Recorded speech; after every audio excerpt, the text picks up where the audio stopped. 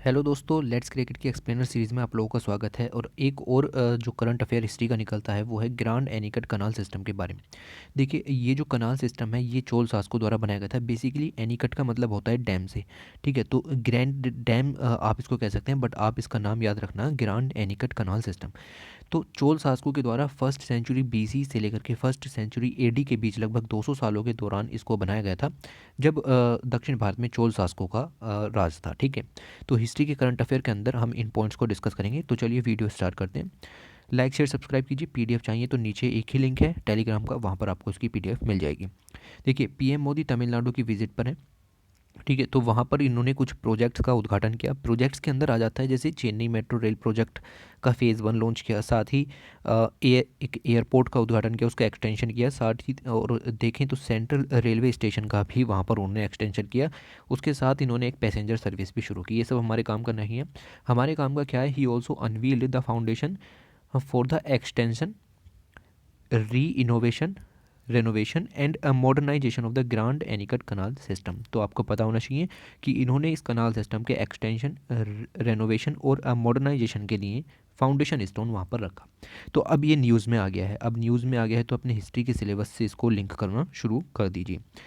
चलिए, पहले हम बात करेंगे हिस्ट्री की। ठीक है, कि ये हिस्ट्री में आपका लाई कहाँ पर होता है। ठीक है, तो ये पॉइंट आपके काम का हो जाता है। इमेज देखते हुए चलिएगा। देखिए, ये है तमिलनाडु, जो बोर्ड होता है, तमिलनाडु बोर्ड है। ठीक है, तो वहाँ की जो बुक है क्लास 11 की हिस्ट्री की बुक, वो ये उसका स्क्रीनशॉट है। ठीक है, तो यहाँ पर अगर आप देखें तो चोला किंगडम के बारे में, पांड्या किंगडम के बारे में, तो बेसिकली संगम लिटरेचर का जो पोर्शन आप अपनी हिस्ट्री के अंदर पढ़ते हैं वो यहाँ पर दिखाया गया है। तो मैं आपको यहाँ पर स्क्रीनशॉट में चोला को थोड़ा जूम करके दिखाता हूँ, तो ये यहाँ पर इसके बारे में आ जाता है। अब आपको पता है कि चोला किंगडम जो है वो सदर्न आंध्र प्रदेश का हिस्सा था, साथ ही कुछ हिस्सा तमिलनाडु के उत्तरी भाग में भी आ जाता था। ठीक है, अच्छा, यहाँ पर एक फेमस किंग है। सिर्फ एक ही किंग के बारे में आपको चोला डायनेस्टी के अंदर याद रखना होता है। उस किंग का नाम है किंग करिकाल। ठीक है, नाम याद रखना, नाम याद रखना। ठीक है, तो ये बहुत ही फेमस किंग है संगम चोला के अंदर। अच्छा, ये मैंने एक स्लाइड के अंदर अलग से जो इंक्लूड किया है, तो देखते हैं। देखिए, ये है करिकाल चोलन, पूरा नाम इनका ये है करिकालन चोलन। ठीक है, तो ये ग्रेट मोनार्क ऑफ अर्ली चोला कहा जाते हैं। मोनार्क का मतलब आप लोग समझते होंगे कि एक पीढ़ी से दूसरी पीढ़ी तक वंशज का राजा के रूप में होना। ठीक है, तो वो सब चीज़ें यहाँ पर थी। अच्छा, इनकी दो उपलब्धियाँ यहीं पर लिखी हुई हैं। पहली उपलब्धि है बैटल ऑफ बेनी, अभी बताऊंगा क्या थी। दूसरी है grand anicut dam canal system. ठीक है, तो ये दो उपलब्धि तो आपको याद रखनी है। उसके बाद तमिलनाडु बुक में क्या लिखा हुआ था, तो ये फेमस किंग है संगम चोला की, ये मैंने आपको बताया। तो पट्टिनापलाई, ये संगम लिटरेचर का ही एक पार्ट है, जो एक बुक है उसके अंदर इनकी जो मिलिट्री कन्क्वेस्ट है, जो भी इन्होंने विजय हासिल की, इनकी अर्ली लाइफ, उसके बारे में इस बुक के अंदर लिखा हुआ है। तो नाम याद रखिएगा, क्योंकि अब ये न्यूज़ में आ चुके हैं तो इनसे रिलेटेड हर एक चीज़ इंपॉर्टेंट हो जाती है। ठीक, तो इन्होंने लड़ी एक बैटल ऑफ बेनी, याद रखिएगा, इन्होंने लड़ी एक बैटल ऑफ बेनी। और इसमें इन्होंने जो सराउंडिंग इनके देखिए, तीन किंगडम थे, चेरा, चोला और पांड्याज। तो चोला तो ये हैं, इन्होंने हराया किसको, इन्होंने हराया अपने जो समकालीन थे चेरा किंगडम को और पांड्या किंगडम को। साथ ही छोटे कुछ और राजाओं को भी हराया जो कि नंबर में 11 थे। ठीक है, तो ये पॉइंट आपको याद रखना है कि बैटल ऑफ वेनी में किसको हराया, द चेरा किंगडम्स को, पांड्या किंगडम्स को, और अलग अलग छोटे राजाओं को भी इन्होंने हराया। ठीक है, ओके। तो ये सारे इवेंट जो संगम पोएम्स हैं, जिस जो कि पट्टिनापलाई के अंदर हैं, उस सब में इनको यहाँ पर इंक्लूड किया गया है।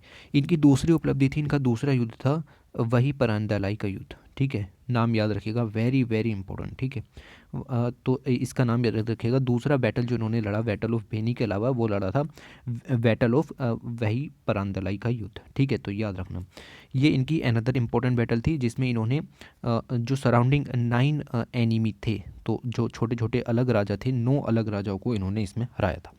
तो ये तीन जो 4 पॉइंट आपके हाईलाइट हुए हुए हैं, इनको याद रखना। दूसरी बात, देखिए, इनकी जो मिलिट्री अचीवमेंट्स थी, इन्होंने इसको फेमस किया पूरी तमिल कंट्री के अंदर, पूरे सदर्न इंडिया के अंदर। जो राजा करिकाल थे, इनकी बहुत ही ज़्यादा बढ़ाई हुई इन्हीं मिलिट्री अचीवमेंट्स के कारण। ठीक है, और ट्रेड और कॉमर्स भी इनके समय में काफ़ी ज़्यादा फला फूला, क्योंकि यहाँ पर इनके पास एक पोर्ट था, पोर्ट का नाम था पुहूर पोर्ट, नाम याद रखिएगा, PUHUR। ठीक है, तो पुहूर पोर्ट यहाँ पर इनका जो है वो फेमस पोर्ट था। इसका दूसरा नाम था कावेरी पट्टनम। तो ये दोनों आपको याद रखने हैं। तो पुहूर पोर्ट जो है उसकी वजह से यहाँ पर ट्रेड और कॉमर्स में बढ़ोतरी देखने के लिए मिली। ओके, आप देखिए, he was responsible for the reclamation of the forest lands and brought them under the cultivation thus adding prosperity to the people. तो ये तो छोटे छोटे काम हो गए। साथ ही अगर हम देखें, he also built Kalani. What is this Kalani? This is another name of grand anicut. तो ग्रांड एनिकट कनाल सिस्टम का दूसरा नाम है कनाली डैम। ठीक है, नाम याद रखना, Kalani across the river Kaveri. अब ये भी याद रखना है कि कौन सी रिवर के ऊपर ये बना हुआ है, तो ये बना हुआ है रिवर कावेरी के ऊपर। ठीक है, और and also construct many irrigation tanks. तो इरीगेशन के क्षेत्र में इन्होंने अच्छा काम किया, लोगों के लिए इरीगेशन की सुविधाएं अवेलेबल कराने के लिए कलानी प्रोजेक्ट और ग्रांड एनिकट कनाल सिस्टम को इंट्रोड्यूस किया कावेरी रिवर पर। तो यहाँ से ये लिंक हो जाते हैं आज के करंट अफेयर के थ्रू। ठीक है, अच्छा, ये किसी और बुक का स्क्रीनशॉट है, ये भी काफ़ी अच्छा है। इनकी श्रीलंका की विजय की बात करें तो करिकाल ने पुहूर के बारे में मैंने आपको बता दिया, इसका दूसरा नाम है कावेरी पट्टनम, और ये पोर्ट हुआ करता था। ठीक है, ये पोर्ट हुआ करता था चोला किंगडम का। ठीक है, इन्होंने अपनी राजधानी उरुयूर, जो कि इनकी पहली राजधानी थी, चोला किंगडम की पहली राजधानी उरुयूर थी। जब इन्होंने पुहूर नामक जो पोर्ट की स्थापना की, तो इन्होंने अपनी राजधानी कावेरी पट्टनम में स्थानांतरित कर दी। इसके अलावा इन्होंने कावेरी नदी, जो कि मैंने अभी बताया, कावेरी नदी पर 160 किलोमीटर लंबा बांध भी बनवाया, जिसका नाम कलानी डैम था और ग्रांड एनिकट कनाल सिस्टम था। ठीक है, तो इस कहा जाता है कि ये 12,000 गुलामों के द्वारा बनवाया गया था, जो कि श्रीलंका से बंदी बना करके लाए गए थे। ठीक है, तो नगर व्यापार और वाणिज्य का बहुत बड़ा केंद्र था। तो ये जो पुहार सिटी है, इसका नाम याद रखिए, कावेरी नदी पर 160 किलोमीटर लंबा बांध इन्होंने बनवाया था। ठीक है, ओके, यहाँ पर देखिए, तो ये पांड्या किंगडम्स हो गए। ठीक है, इनका जो प्रतीक था वो मछली था। और इधर चेरा किंगडम्स हो गए, जो कि आपका बेसिकली केरल वाला इलाका था। और ये जो आप देख रहे हैं, ये वाला इलाका, ये सब चोला किंगडम के अंदर में आ जाता था। ठीक है, तो यहीं पर ही एक सिटी थी, सिटी का नाम था पुहूर सिटी, ये भी याद रखिएगा। दूसरा, यहाँ से बहती थी कावेरी रिवर का डेल्टा यहाँ पर था। ठीक है, तो यहाँ पर इन्होंने बेसिकली वो डैम क्रिएट किया था। ठीक है जी, तो बिल्कुल क्लियर हो गया। अब आ जाते हैं करंट अफेयर्स की तरफ, कि करंट में क्या चीज़ें काम की थी। तो करंट में चीज़ें काम की थी, कावेरी डेल्टा की सारी डिस्ट्रिक्ट जितनी भी कावेरी रिवर के डेल्टा में आती हैं, उन सबको इरिगेशन का फ़ायदा यहाँ पर होने वाला है। ठीक है, प्रोजेक्ट की कॉस्ट है 2640 करोड़ रुपए, और लगभग 636 kilometre long grand Anicut canal system ये बन जाएगा। तो मैंने आपको बताया इसके एक्सटेंशन का भी वर्क चल रहा है। तो जो राजा करिकल थे, उन्होंने तो 160 किलोमीटर का बनवाया था। ठीक है, बट यहाँ पर इसको एक्सटेंड करके धीरे धीरे, देखिए ब्रिटिश आए तो ब्रिटिश ने भी इसमें एक्सटेंशन किया, और ये अब जो है वो 636 किलोमीटर लंबा हो चुका है। ठीक है जी, तो ये आपको याद रखना है। अच्छा, इसका इम्पोर्टेंस देखें तो इम्पैक्ट जो है वो काफ़ी बिग होगा।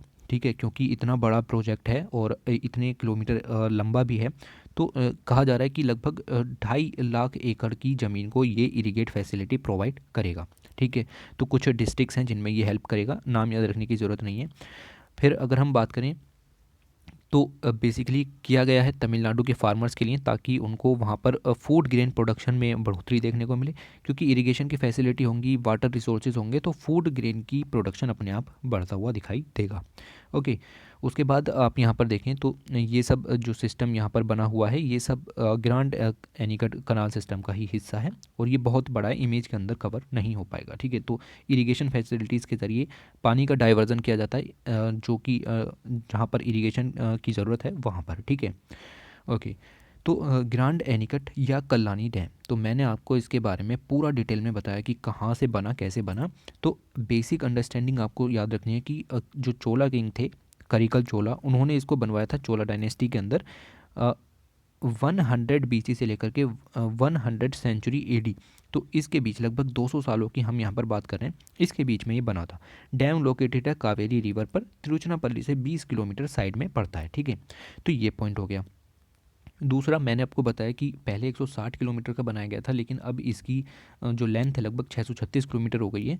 तो ऐसा कैसे? देखिए, इम्प्रूवमेंट्स किए गए 19th सेंचुरी में इस डैम में आर्थर कॉटन्स के द्वारा। ठीक है, तो ये याद रखना। तो जो जनरल थे आर्थर कॉटन्स, उन्होंने ये ब्रिटिश जनरल थे और इरिगेशन इंजीनियर भी ये थे। ठीक है, तो इन्होंने इसका एक्सटेंशन किया, इसमें इम्प्रूवमेंट किए, और देखते देखते आज इसकी जो लंबाई है वो काफ़ी ज़्यादा हो गई है।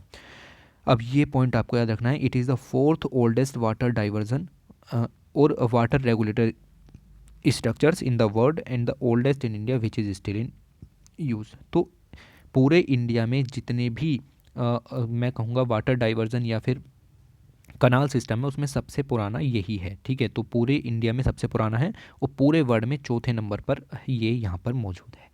ठीक है, तो फोर्थ ओल्डेस्ट इसको वाटर डाइवर्जन कहा जाता है। ठीक है, तो इसके अंदर मॉडिफिकेशंस कराए गए कल्लानी डैम के अंदर। ठीक है, तो कल्लानी डैम जो पहले था जो बेसिकली उस समय 160 किलोमीटर का बनाया गया था, उसके अलग ही फीचर थे। उसके फीचर्स बहुत ही ज़्यादा अच्छे थे। उसमें एनवायरमेंटल सस्टेनेबल रखा गया था और रेसिडेंट्स के लिए पूरा फ़ायदा हो, उन दोनों चीज़ों का ध्यान रखा गया था। कुछ फीचर्स जो कि उस समय मौजूद थे वो यहाँ पर हैं। ठीक है, तो इनको जानने की ज़रूरत नहीं है, बट आपको ये समझना पड़ेगा कि जो डैम उस समय बनाया गया था वो काफ़ी ज़्यादा सही था। फिर धीरे धीरे मॉडिफिकेशंस के जरिए इसकी एनवायरमेंटल सस्टेनेबिलिटी ख़त्म होती चली जा रही है, हालांकि फ़ायदे अभी भी बरकरार हैं। ठीक है, तो ये चीज़ें आपको याद रखनी है। तो जैसे फीचर्स की बात करें तो वाटर करंट का पूरा ध्यान रखा गया था कि वाटर की करंट से ये डैम जो है वो ख़राब ना हो जाए। तो इस तरह की चीज़ें यहाँ पर मौजूद थी। ठीक है जी। ओके, अब देख लेते हैं कि एक डैम और एक एनीकट, ठीक है, इन दोनों में अंतर क्या होता है। ठीक है, तो बेसिकली जो डैम होता है उसका सोलली पर्पस जो होता है वो होता है कि वाटर की सप्लाई को थोड़ा कंट्रोल किया जाए और पावर जनरेशन के रूप में उसका यूज़ किया जाए। तो बेसिक जो मकसद होता है वो पावर जनरेशन का होता है, लेकिन जो ग्रांड एनीकट होता है उसका मकसद होता है कि जो वाटर को रिटेन किया गया है उसको इरिगेटेड लैंड्स में भेजा जाए। तो ये बेसिक मकसद है, ऐसा कोई हार्ड एंड फास्ट नहीं है कि ज़रूरी ही होगा कि ऐसा किया जाए। ठीक है, तो बस आपको ये थोड़ा सा पॉइंट याद रख लेना है। ठीक है, तो ये इमेज देख सकते हैं कि किस तरीके के स्ट्रक्चर्स को यहाँ पर बनाया गया था। पहले पिलर्स खड़े किए गए, फिर उसके ऊपर इन चीज़ों को बनाया गया। ठीक है, तो ये आपकी जो है हमारी लास्ट स्लाइड है, और इससे ज़्यादा आपको ग्रांड एनीकट कनाल सिस्टम के अंदर कुछ भी नहीं जानना है। ठीक है, तो ये वीडियो का लास्ट है। Thanks for watching, take care.